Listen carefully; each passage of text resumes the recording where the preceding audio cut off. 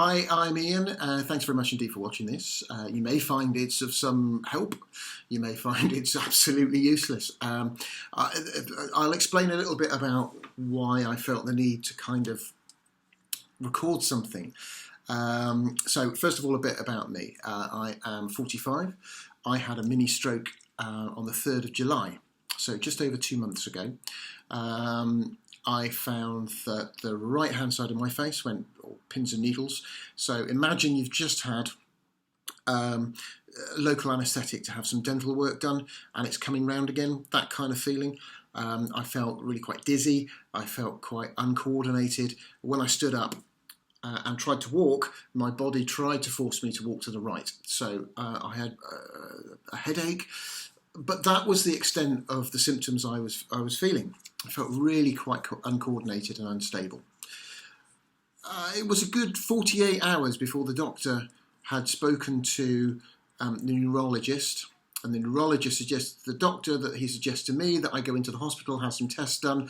So it was 48 hours after having the initial stroke to me then having some tests and finding out, or at least getting on the road to finding out what was wrong, because they baffled a number of the specialists. So that's kind of what happened. I am an sometime radio presenter, event host.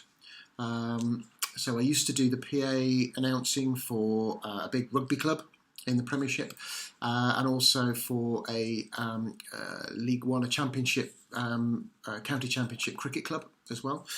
And so public speaking and getting out there in front of 15,000 people was kind of bread and butter. Didn't mind doing it at all, but I felt in the last 2 months my confidence has taken a bit of a knock.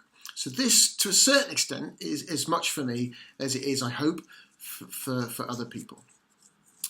So how am I affected at the moment? And why today? Why have I actually decided to record something today?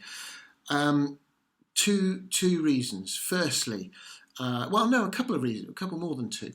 Firstly, it's September the 11th, and a bit of positive thinking on September the 11th, 9/11, is that no matter what's happened to me, there's always other people out there that have had something worse happen to them. And one of the side effects, one of the symptoms after the stroke at the beginning of July for me is my heightened emotional state. Sometimes I can get really very emotional, cry at the weather on the telly. Actually, I used to do that before, but I can cry at most things now if I put my mind to it. And I woke up this morning in the midst of having a couple of off days, and I'll come into what that kind of represents in a minute. But then suddenly thought, actually, today's the September the 11th. And 18 years ago today, 2,500 people and their friends and family were their lives were vastly affected by what happened. So that had an instant amount of perspective to me. And then conversely, I've literally just come from a garage where my car failed its MOT. And not just a little fail, we're talking a big super fail. And I very nearly just burst out in tears in a garage in front of the mechanic. Not entirely sure how that would have gone down. But that wouldn't have happened before the beginning of July. So what happens to me at the moment? I have about 4 or 5 days where I feel a complete and utter fraud. I mean, let's just face it. The premise of this, I think, from my point of view, after reading posts on forums, is that we all tend to feel quite alone. I think a lot of people have put, and I'm certainly one of them, have posted how I feel that a lot of close friends kind of disappear, and that's not necessarily because they're being hurtful or horrible or whatever, for a number of reasons.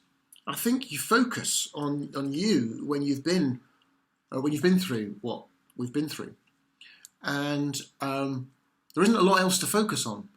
I'm not at work at the moment. And I struggle to do some other things that I used to do before. So consequently, you've got a lot of time to think, and you've got a lot of time to realise that you're on your own. So I think a lot of it is down to me, it's down to us, as much as it is down to friends also not knowing how to talk about it and not knowing how to kind of deal with what's happened to their friend. And that can happen with a number of things, not just strokes. So I think that's one thing, one reason for wanting to do this. A part of it is we all have very similar symptoms. So I read a lot, there's a lot of people on the same drugs as I am now for the rest of our lives. There's a lot of people suffering from dizziness. There's a lot of people suffering from sort of anxiety and lack of confidence and that loneliness. A lot of people with memory issues.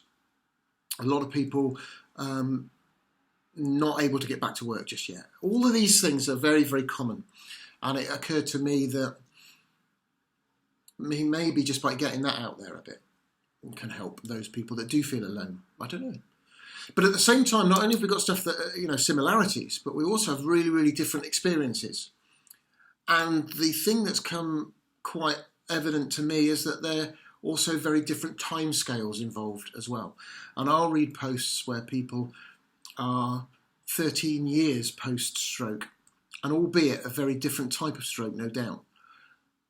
But their lives are still very, very much affected by what happened to them 13 years ago. For me, it's been a matter of weeks, not even months, really. It's been 2.5 months, not even 3 months yet. And I do consider, whilst this to be one of the, if not the biggest things to have happened to me, certainly medically, in my entire life, other than being born, of course. I'm sure that was quite stressful at the time. No less for my mother than me. But whilst it was, this has been the most, or the biggest thing for me, like I said right back at the beginning, there are people that have had relatively worse experience than I've had. But I want to kind of just share. So if this works, if this kind of takes off, and if this is worth viewing and watching, I want to hear your experiences as well. Skype's a wonderful thing, and in just a moment I'm going to speak to somebody who has gone through very similar yet very different experiences over the last 18 months or so. So I guess from my point of view, I want to be able to share a few things, but also from a selfish point of view, I don't want to feel alone, and I also don't kind of want to, I don't know, I want to talk about it. So, I ought to explain as well about the idiot with the microphone thing. Idiot with the mic being my handle, my Twitter name or whatever, if you like. That came about through the rugby. I was doing the PA announcing, and it was literally the first season, and quite a few people didn't like change, didn't like the fact that I was a little more out there than the previous guy who was very corporate, and tweeted to the rugby club how they were a little bit disappointed with the idiot with the mic. And so I thought, well, I would run with that and go with it. So that's how that name's come about. So if you want to get in touch, do so by Twitter. I'd love that. At IdiotwiththeMic. If you want to be involved, if you want to share your story, we'll do it via Skype. Then I welcome it. And there's already a handful of people that want to get involved as well, with which I'm incredibly grateful. So thanks for watching. And I'm sorry, I've really gone on a bit, haven't I? You can tell I used to be in the broadcast industry. So thank you very much for watching and being involved if you do want to. But feel free to share if you think, or send any sort of suggestions that you think may help, you want me to talk about, then get involved.